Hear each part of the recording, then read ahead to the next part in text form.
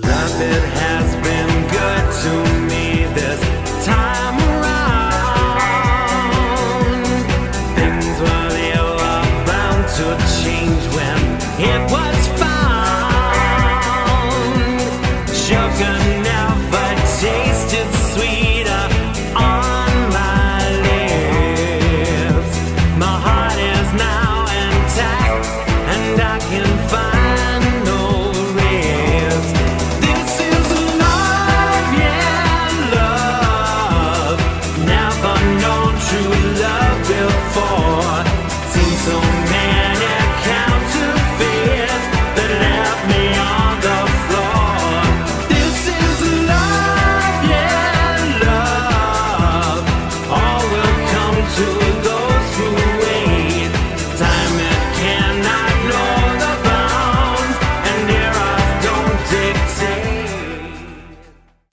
Oh, yes, sirree. Audio issues there as soon as we start. Hello, and welcome to the Mayhem. That is the X-RAD show, the talk show that really gets you talking on the Xandermonium Network. I am, of course, Xander Gibb. And I'm Swoop. Oh, yes, to be on today's show, the very hottest of topics. And in part 2, our Israeli correspondent, David Weissman, joins us. More to come in a mere moment. So you can call into the show. We'll let you know when it's appropriate to do so. Don't do it when we're halfway through a very, very serious discussion, but we will let you know. And we're taking calls via Facebook Live now. We've got that down to an art, so you'd be more than welcome to do that. And in order to do that, what you need to do is you need to go to your messenger, go to my profile, under the messenger, just type in Xander Gibb, sexy guy, just type in Xander Gibb, and you can call, but you can only do that while the show is on and when we let you know that it's okay to do so, because if you do it outside of that time, we send a team of big guys round to your house to beat you up and feed you cheesecake. Welcome back to the show, the freshly married Mr. Swoop. How is the world with you, sir? The world is great, man. I'm having a good time and happy to be back, man. Great. Now, is it true? Does the phrase "the honeymoon period is over" apply to you yet? I'm hoping not. No. We're still enjoying our time. Good. I mean, the world, everything comes back to normal. You got to go back to work and do all those kinds of things. But you're back home. But we're still enjoying each other. I mean, we know each other a long time, so it's all good. Yeah, it's kind of interesting, isn't it? I always like to hear about people who are friends and then they kind of like, they become kind of like more than friends. Because they say for a successful relationship, you actually need to be friends above everything else. Would you agree with that? Or is it a load of all codswallop, as my grandmother would say? I think it helps. Right. It helps. You hear all kinds of things from different people, from people who didn't know each other and got married after knowing each other a week, and they've been married for 50 some odd years. People who were friends for 15, 20 years, got married, got divorced 2 years later. Hopefully don't follow that program, but right. Yeah, I think it helps. Though I think it's more positive than negative. Yeah, I kind of think there's no rhyme or reason to it, really. And I don't know, I just think that every relationship is so different and so unique because the people in those relationships are so different and so unique. So there's no kind of like, I mean, there might be some commonalities, but I think that, definitely not when it comes to relationships. I think the bottom line is people, it's like anything else, you got to work at it. And, we live in a society now where people give up on stuff really quickly. Maybe I call it the microwave society because before microwaves, people they put stuff in the oven and wait hours for it to be ready. But now, if anything's in there more than 20 seconds, people start to freak out. I think everything's been affected that way. Whether the way we receive information, the way we handle relationships, and if it's not working out one day, people are ready to cashing their chips and move on. So I think both have to be willing to work at it. Yeah, I think we live in a very throwaway society, but it's interesting you say that about microwaves because I have one, and I use it very rarely. You know, I'll do it to make use it to make eggs if I'm you know, I'm in a rush, or I can't think of much else. I'm really an oven person myself, but maybe that says something about my personality. Maybe I'm willing to get something, you know, going and make the time to do it. So if you're single out there and you like the look of this face, give me a call. Wink, wink. I'm joking, of course. You went to, tell people where you went for your honeymoon, because I kind of think as a musician for me it's very interesting. I went to Nashville, man. I went to Music City. It was oh yeah, it was a blast. I love Nashville, and it was our first time there, and we went to Nashville and spent a week there and saw a lot of music. Went to the Grand Ole Opry, went to the Ryman Theater, went to a lot of museums, saw a lot of live music, ate a lot of barbecue, and drank a lot of beer.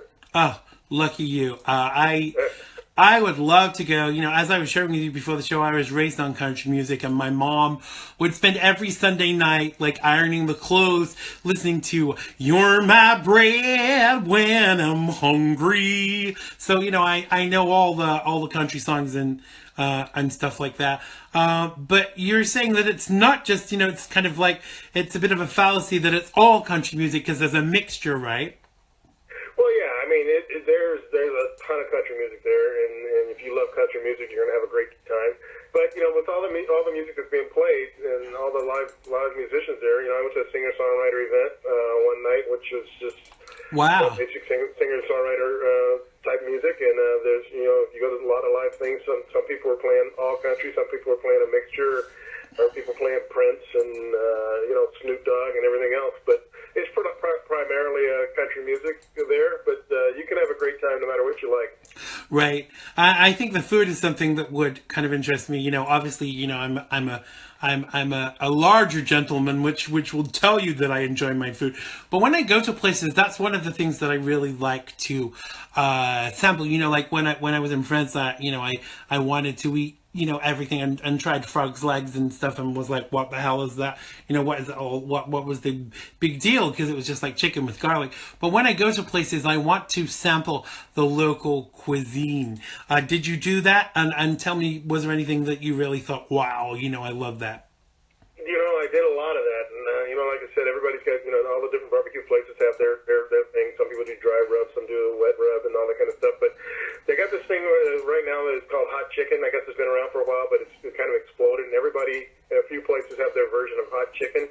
And we went to a place called Hattie B's, and it was really, really good.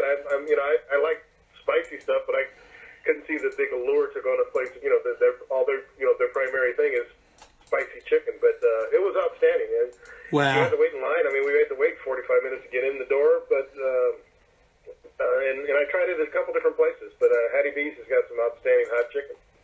Wow, I'm actually starving now and craving some hot chicken or something hot actually. Maybe I'm gonna have to order a pizza after the show. So it's my local. One other place I do want to mention, it's called Mission Barbecue. We went to Mission Barbecue, and first of all, the food's great. The food is great, but their thing is they honor those who served, and all the memorabilia there is, you know, it's for military and first responders.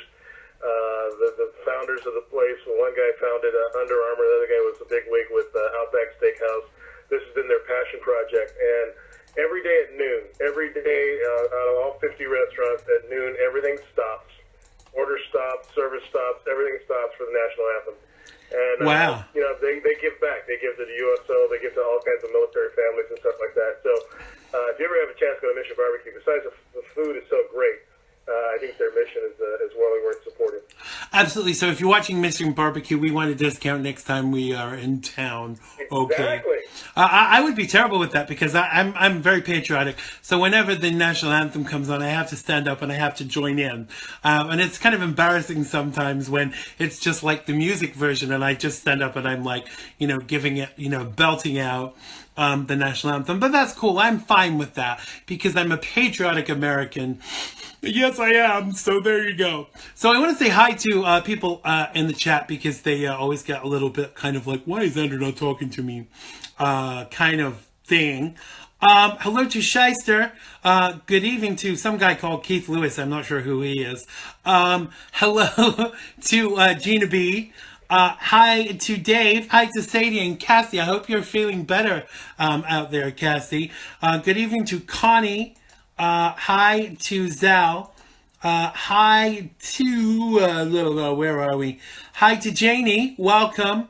Hi to Joan. Welcome back to the show. Hello to David Weissman, who is our Israeli correspondent, who is going to be joining us in part 2. Hello to Dave. Welcome. Hi to Michelle Martin, who is asking, are you asking where I'm located or where Swoop is located?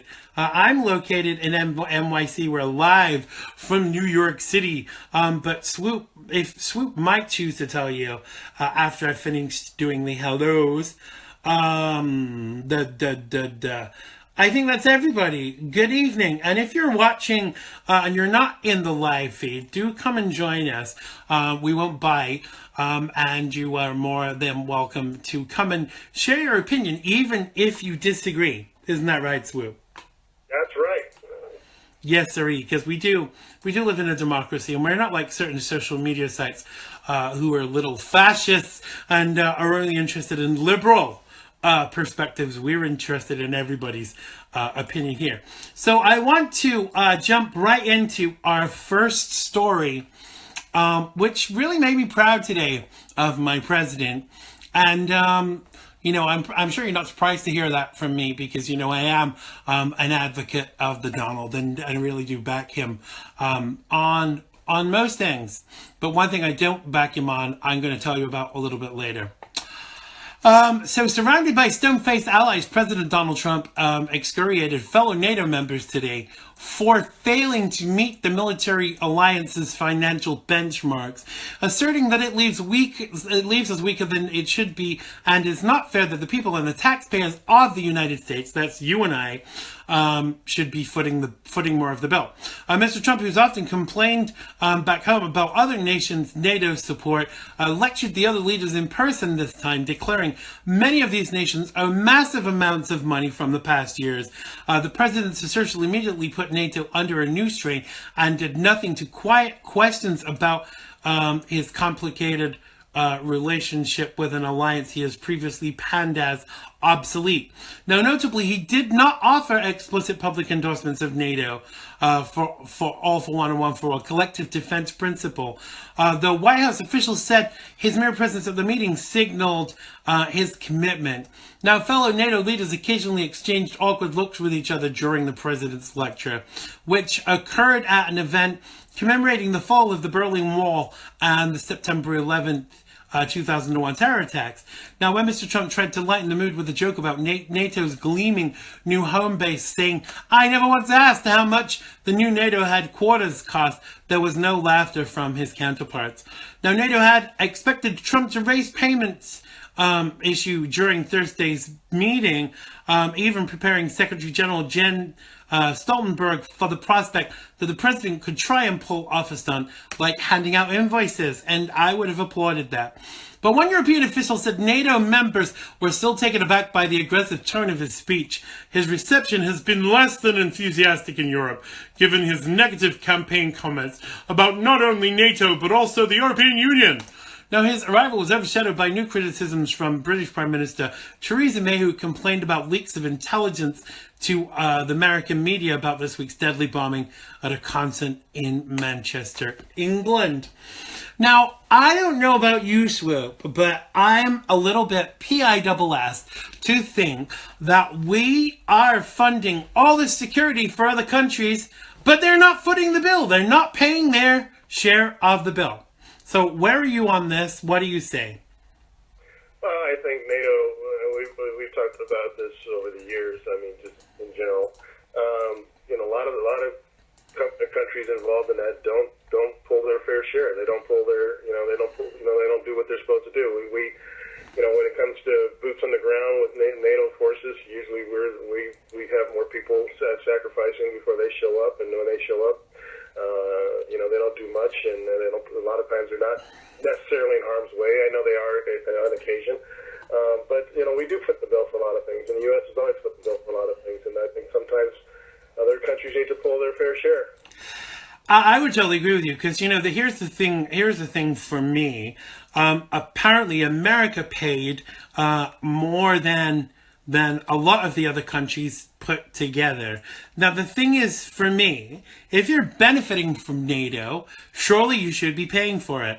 And the suggestion that Mr. Trump was somehow wrong or bad or not nice to talk about these things is preposterous to me, because let's face it, Donald Trump's job is to get the best deal for the American people.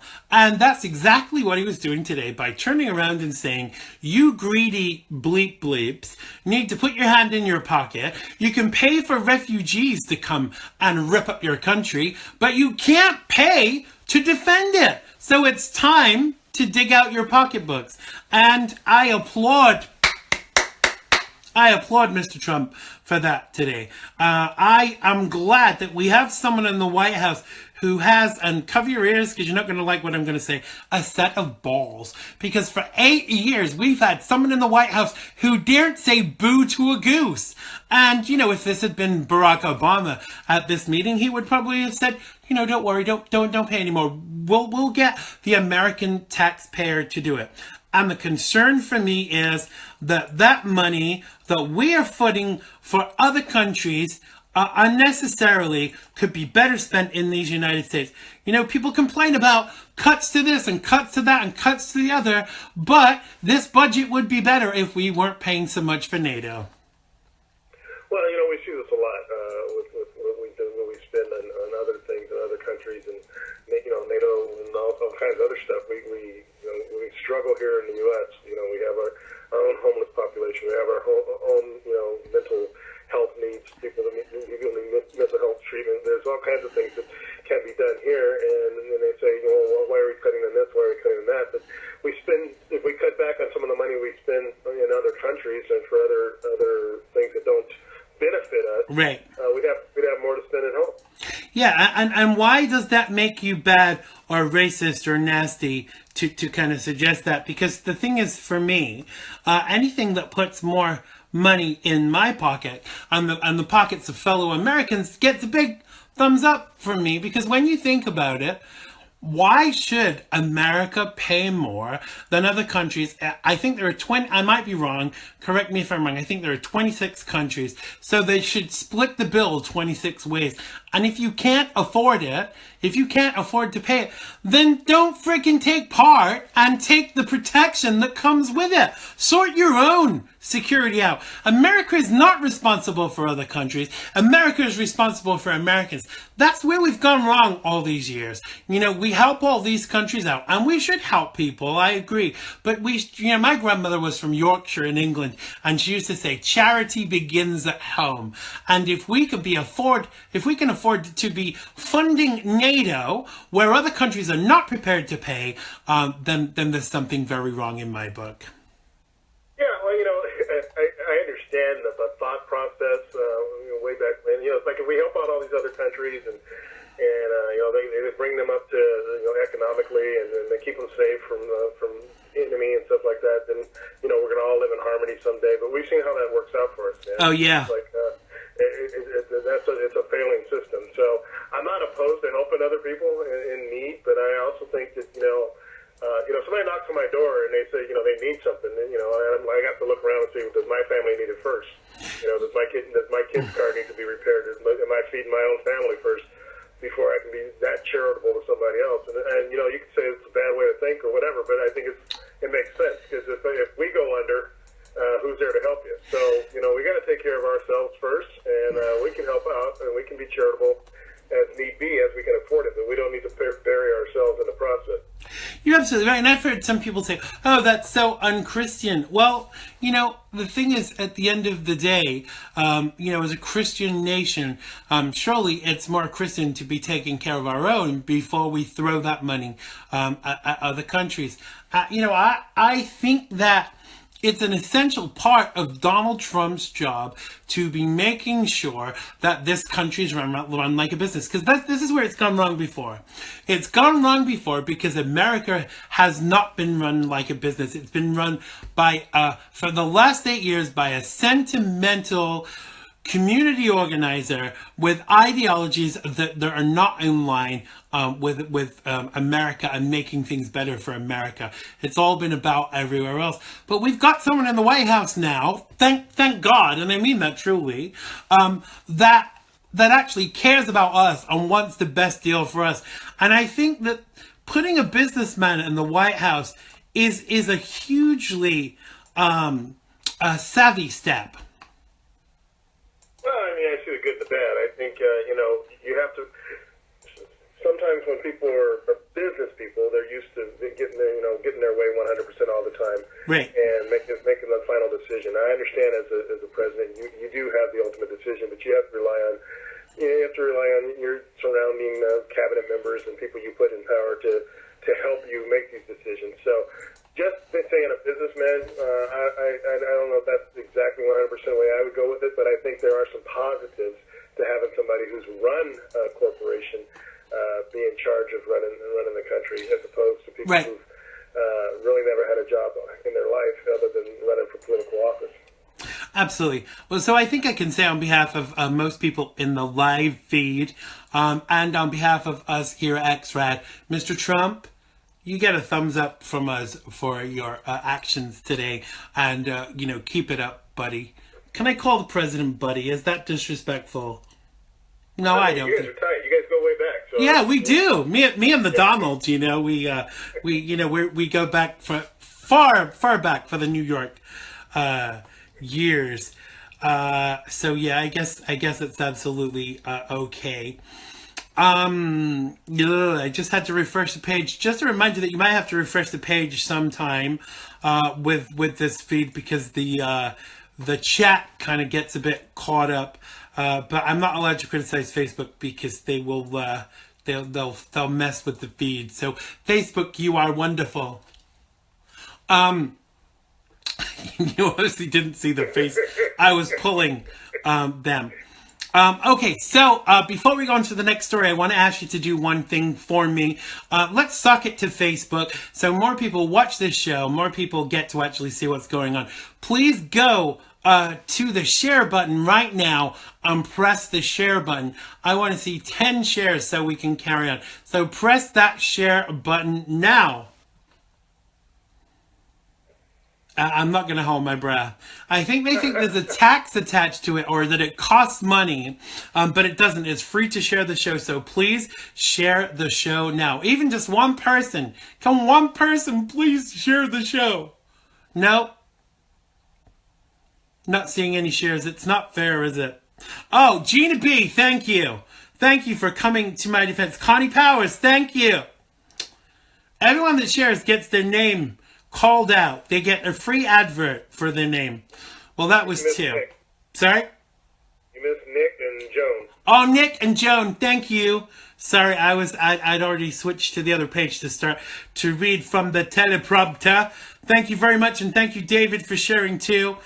We want to go to being a 2-hour show, and we want to get sponsorship. We can only do that with your help by making the show more popular. Oh, yes, sir. So I don't know about this because it was kind of alarming, but I think it was coming. But last night, Fox News reporter Alicia Acuna makes me want to sing that song from Disney, Hakuna Matata. Alicia Acuna Matata described in detail how Greg Gianforte, a Republican Congress candidate from Montana, violently, and this is alleged because I don't know if this is on film or not. Some people saying it is, but I couldn't find the footage today. Violently attacked a journalist for trying to ask him a question about healthcare policy the night before his state's special election.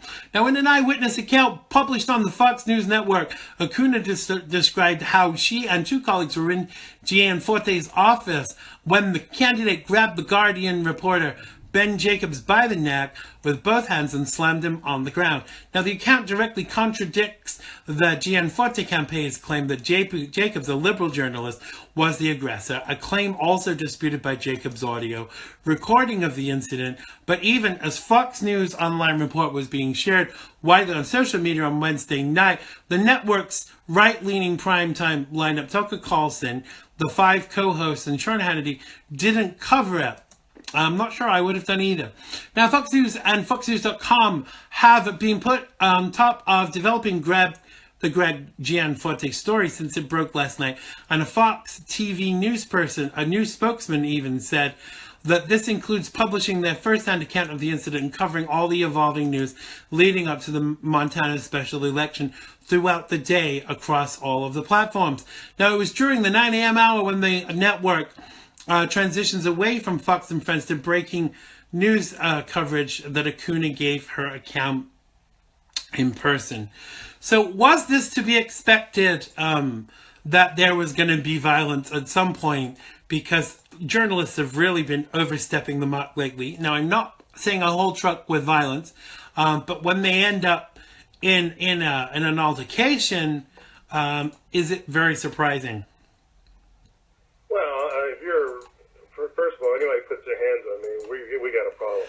And, Yeah. If you're a political candidate, if you can't handle the pressure, man, maybe you shouldn't be taking the job. Because if questions cause you to grab people and slam them to the ground, what are you going to do when serious events happen in your district? So, Right. Like you said, it's all alleged, but I don't think you should expect to see that. I don't care what kind of questions or how aggressive the press gets, or even the paparazzi. If they haven't touched you, they can be annoying, they can piss you off, but it doesn't give you a right to grab them and throw them to the ground. I totally agree, and I'm not advocating violence in any way, shape, or form, but it's gotten to a point, I think, with some journalists that they're actually provoking this kind of response. And yes, it's every person's responsibility to kind of control their temper. But I'm surprised that with some of the things that have been alleged against Mr. Trump, if they said these things about me, I certainly would want to punch them in the face. I'm not a violent person, but I would really want to punch them in the face, because ultimately what the media is doing is they're setting out to destroy not only conservative commentators, but conservatives too. And there's a war going on out there. The restraints that are being put on even just your average Republican on social media right now is of concern from the perspective that they don't do this to liberals. And it's clear that it's all money related. And so the ideology that this is just about, what you said was not fair or not nice is absolute bunkum. Whilst I don't hold truck with violence, outside of the bedroom, I do definitely think that I would need more information about this, because all this he said, she said, is of concern to me without either video footage or more than one opinion. Because there is this ideology, there are 3 sides to every story. There is your side, my side, and the truth. Because everyone's going to have a different interpretation dependent on where you are in the subject matter. Yeah, but isn't this Acuna, the Fox News the reporter? She's the witness, right? So you have a witness there who said she saw what she saw, and I think here's a situation where it's not just a he said, or he said, she said situation. You actually have one or two independent witnesses. So it needs to be covered, needs to be investigated, the story should be out there. I just think there's certain things you do in society, right? Certain jobs you have. I mean, I don't think anybody should do it, but if you're a politician or a law enforcement officer or a teacher, or there's certain jobs you have where you got to take a lot of shit, and you can't put your hands on people exactly just because they're pissing you off. You kind of have to, you kind of have to weather the storm. And if you're going to run for office, yes, you're going to get bashed by the press. You got to get yourself a good press detail to counteract some of that stuff. And we know what the we know what the situation is these days. We know the way society is going. We know the way the press works.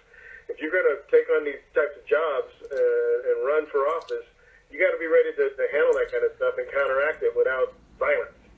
Absolutely. Someone just shared, I'm going to play this. Someone shared a YouTube link to the actual, I think this is the audio. So let's take a listen. Apologies if there was any obscenities in it because we haven't pre-screened this. To the CBO score, because you know you were waiting to make your decision about healthcare until you saw the bill and it just came out. And when you we'll talk to you about that later. Yeah, but there's not going to be time. I'm just curious. Okay, speak with Shane, please. But you got Sick and tired of you guys. The last guy that came here, you did the same thing. Get the hell out of here.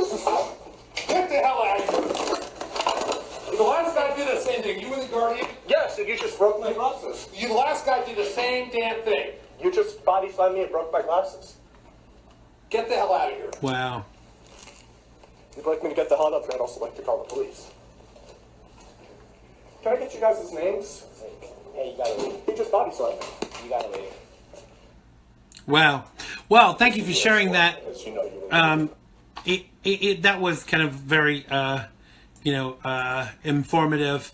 I think that that definitely is of concern. You are right, Swoop. I think people should keep their cool.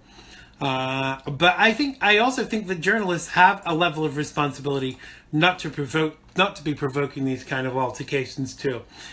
It does not, by any shape of the imagination, cancel out the fact that this guy sounds like he body slammed the journalist. But I think there's got to be a bit of give and take on each side, don't you? Yeah, but I'm fighting you with words. With questions. Come back at me hard with answers. Don't come back with me with the right hook. You know what I'm saying? It's like, can they push your buttons? Yes. And is this new? No. I mean, you can go back to 60 Minutes years ago. You can go back to even the Michael Moore type stuff. They've been confrontational. They've been in your face for a number of years now.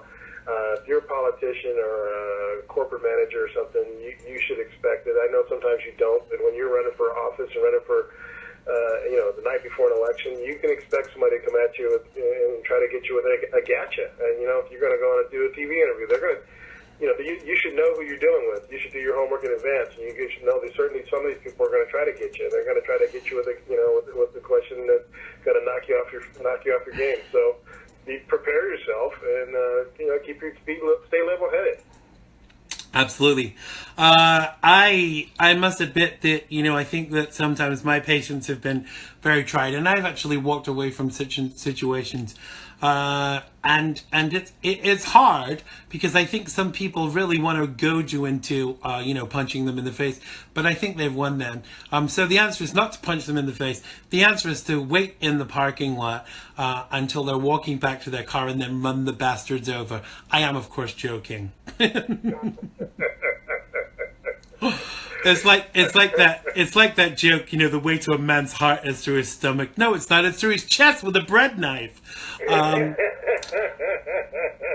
But yeah, I kind of think this is totally of concern.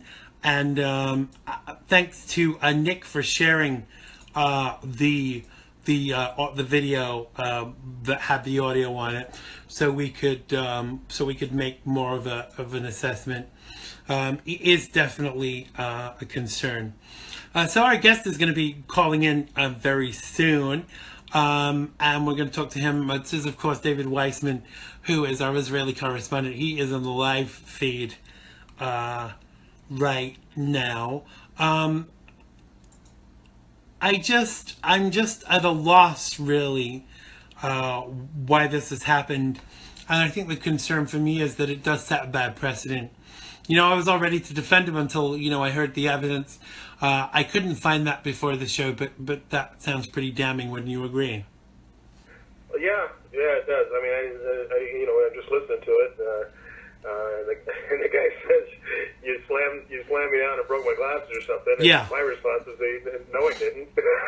Yeah, I would. But he didn't say anything, so obviously there's some witnesses there, and he couldn't really respond to it. Well, it's interesting because I would have had to do it in a Mrs. Doubtfire kind of way. I would have said, "You broke my glasses, you bastard," and that would have made it very funny. But I suppose that's the last thing you're thinking of, unless you're a comedian like me, and humor is like your middle name. I'm guessing. So, yes, I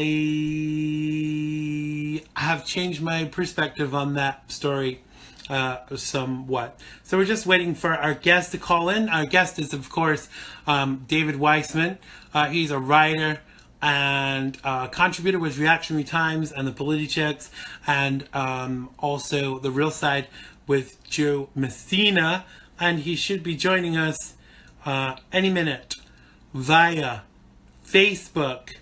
I'm guessing he is...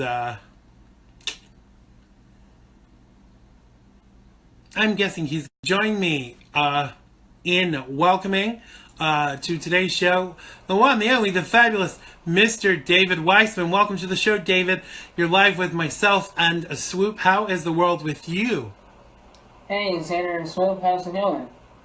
Good, man. Good. Good to hear you, brother. Yeah, absolutely. It is great to hear you, and you sound really clear. You could be in the next room, and actually he is. He's going to come through in a minute with some pizza, hopefully, for me. So welcome back to the show, David. I hope all is good with you.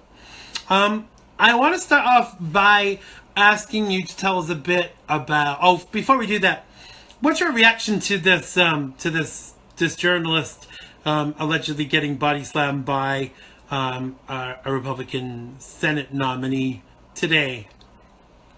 I have no words. Like Swoop said, he said it perfectly. Certain jobs, you need to have a higher standard than the regular person. Right. Because, you're a leader, a representative of that city and county or in the state, and here you go body slamming somebody. I mean, the same thing WWE here. Absolutely, it is most concerning, and the only job where you should get away with body slamming is if you work for the WWE. But clearly, this guy does not.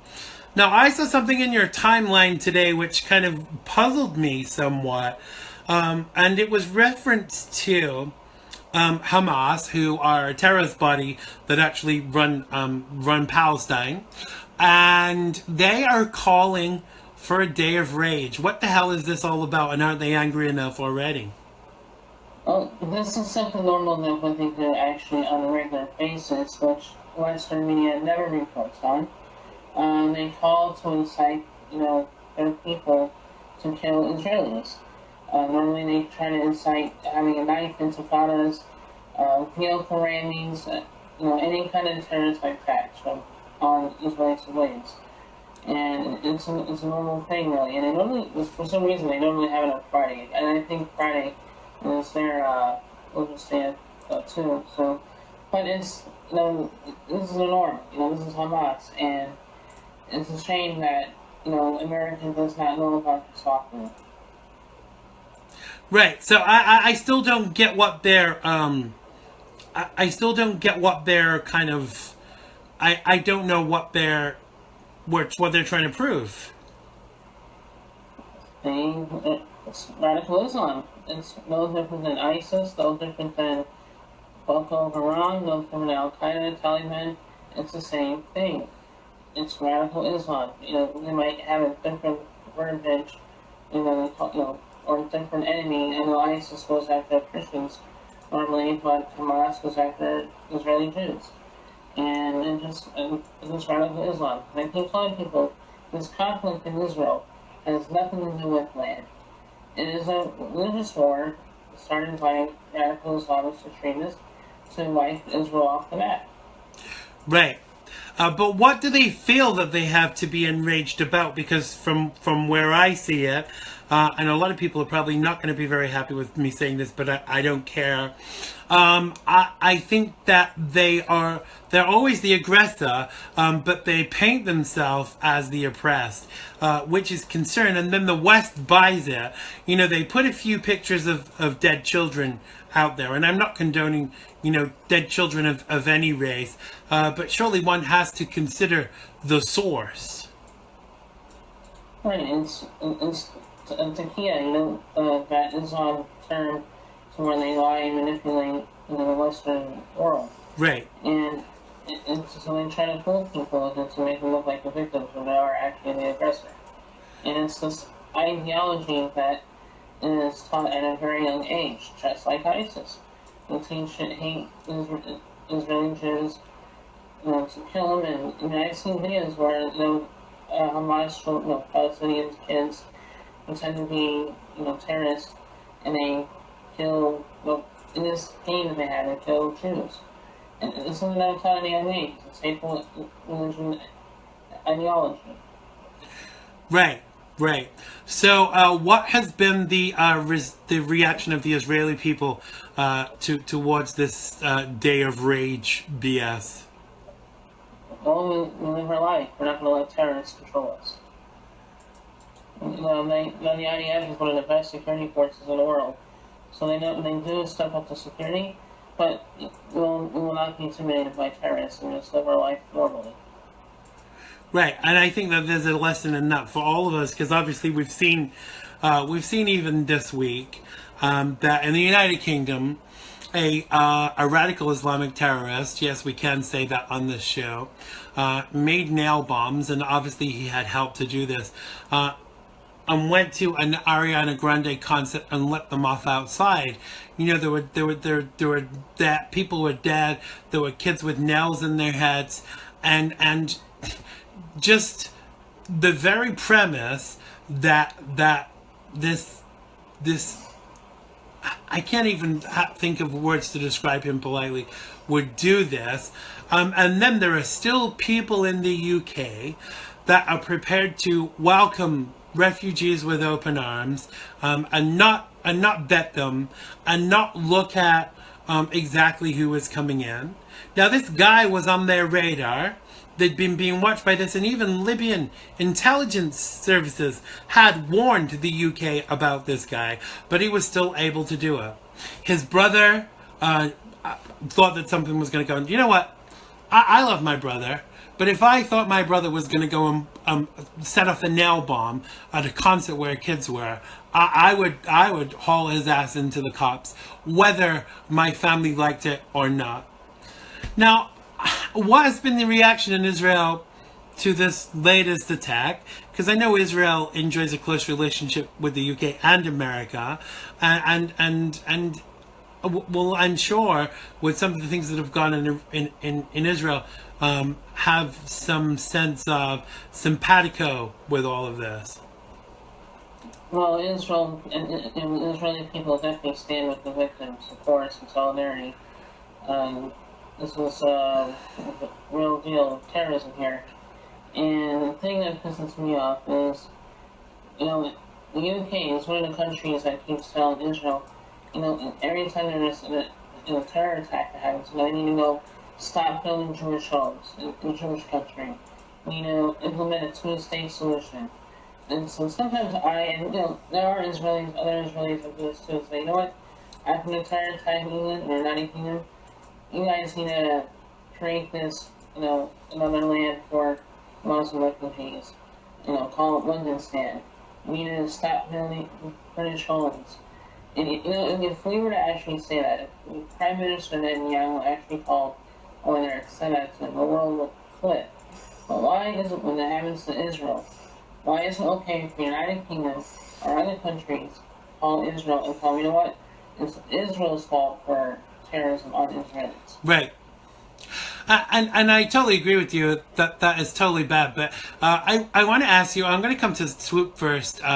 Now people like the Mayor of London, Sadiq Khan, and this British BBC TV news presenter called Kitty something or other. both basically said, and I'm paraphrasing, that this kind of event is something that we should expect. Should we just be that flippant about it, Swoop?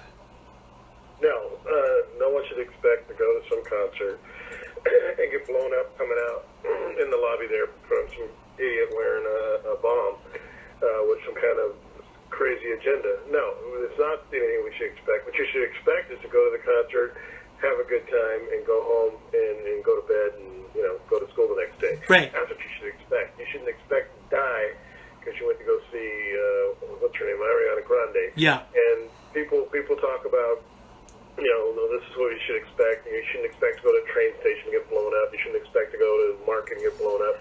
You shouldn't expect to, gas up your car and get held up either. These are not things we should be expecting. These are not things we should be tolerating.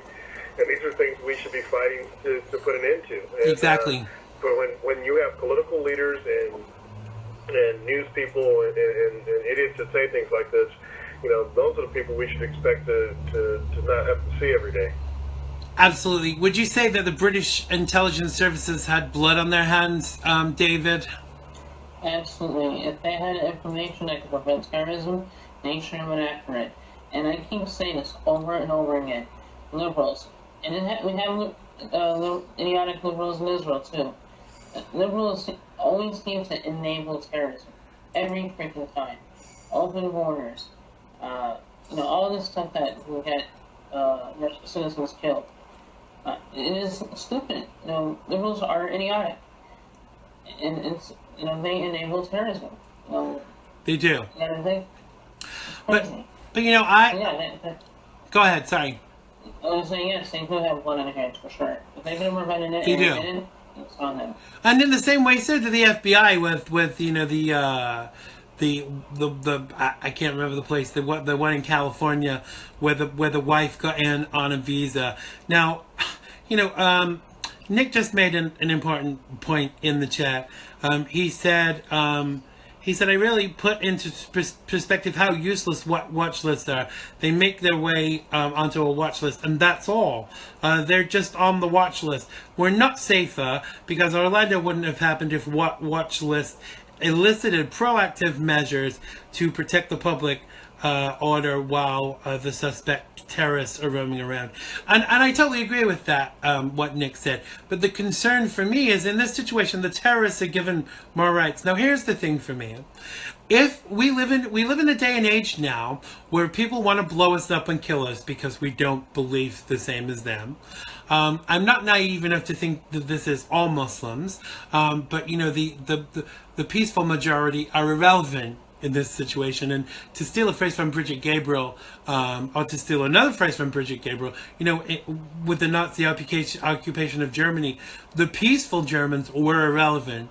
But the concern is that the rights of potential terrorists are more important both in the US and the UK, because we don't want to offend anybody, than the lives of American and British citizens. And something has to give. Now, here's the thing.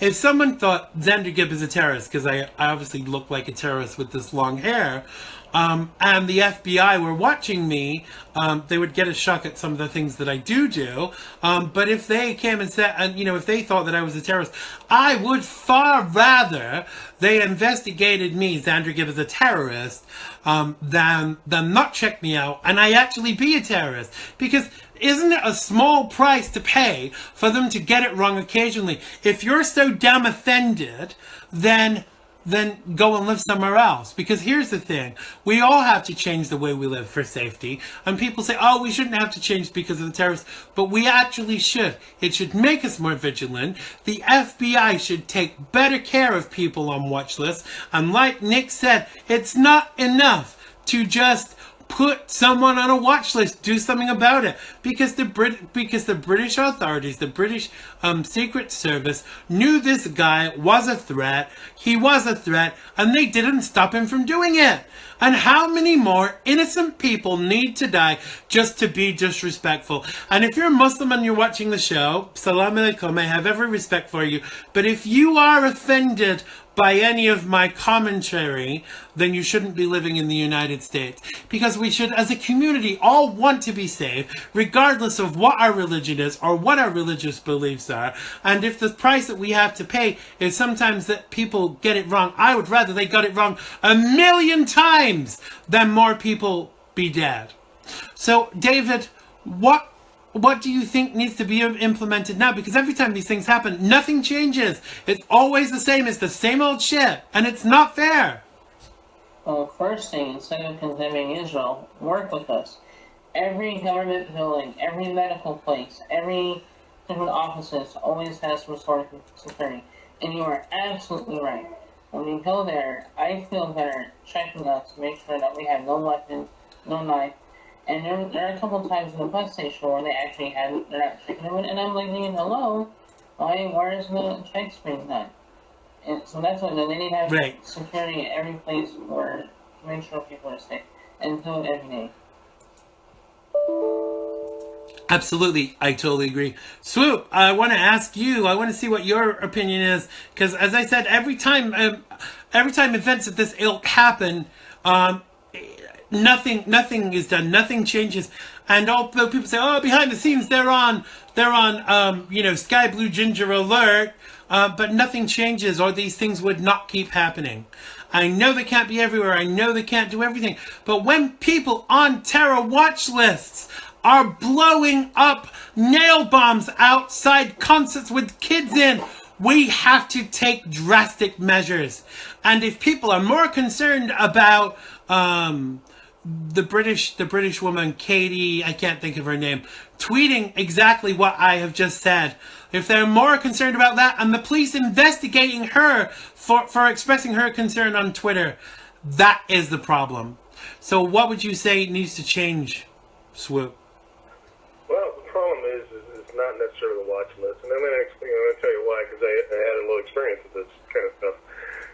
When you have people on watch lists, usually those lists are extensive and long, and there's more people on there than can actually be investigated at one time. So what happens is you investigate, you follow them around, you do all your due diligence and stuff, and if they're not doing anything at the time, you have 100 more you have to go check out, and so you leave them on the list, you try to get back to them, and the bottom line is the watch lists are more. There's more people on the watch list than there are people available to investigate them, and like I said, if they're not doing anything for the week or months that you're watching them, then you move on to somebody else who may very well be more dangerous. Another thing you don't realize is there's a lot of people that do get arrested and investigated and caught and stopped before things happen, but that doesn't get reported. So after 9/11, I worked in a unit where we did a lot of stuff with people on watch lists, and there were a lot of people we scooped up and arrested and passed off the FBI, and they did whatever they did with them. There's no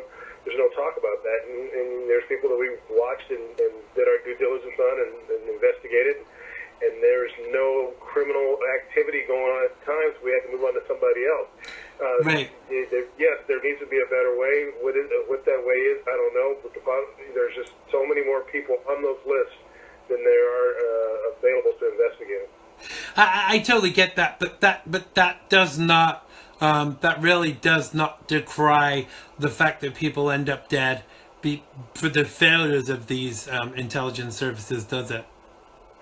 No, but I mean, it's the same thing when somebody says, my neighbor is acting weird, and then, a week later he kills the other neighbor, and they say, why didn't you do anything about it? Well, acting weird and with no criminal activity behind it, there's only so much you can do, and there's no upside. There's no upside. Nobody's going to be happy that you didn't do something and somebody died, but you can't do. Sometimes you just can't do anything.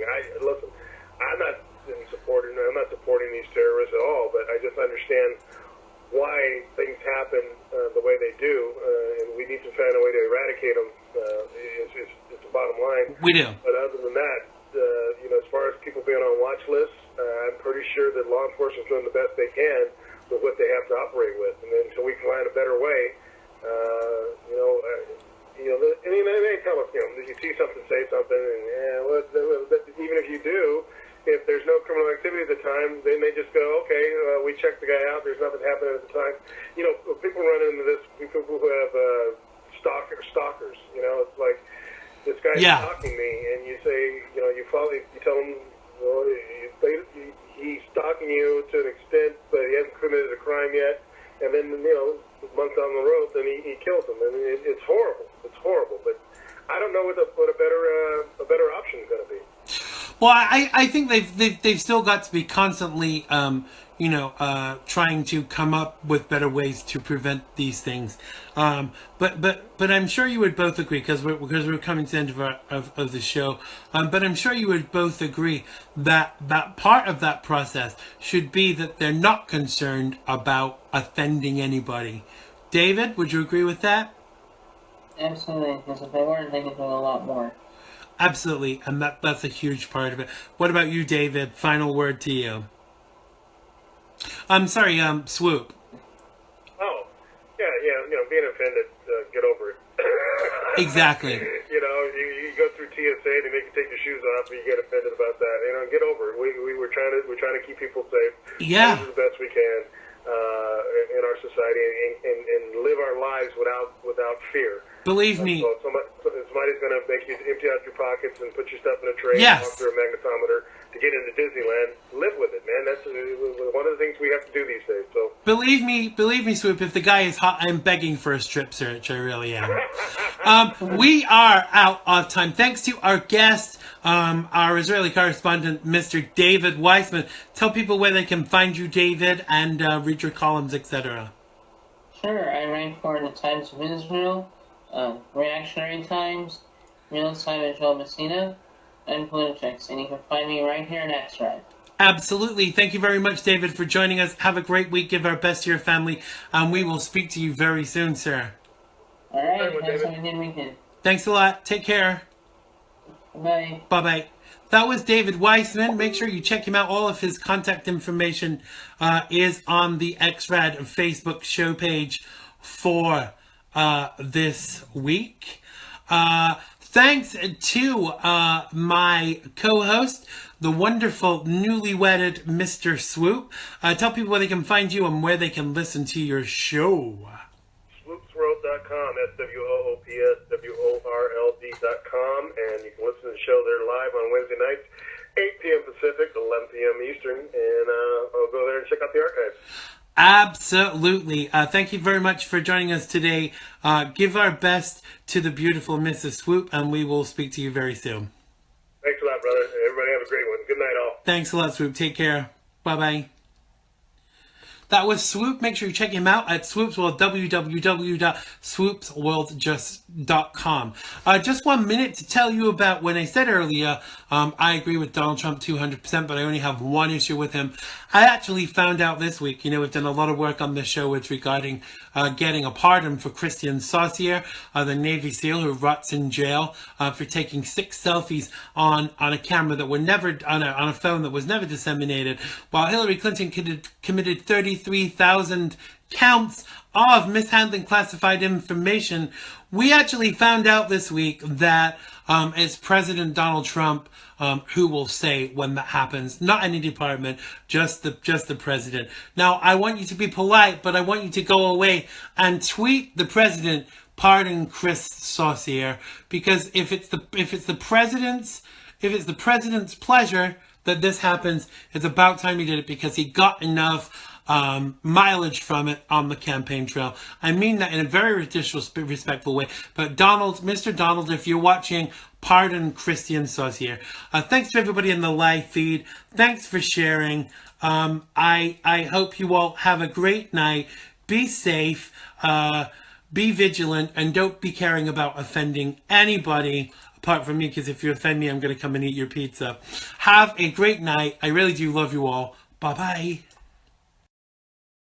Love, it has been good to me this time around. Things were never bound to change when it was found.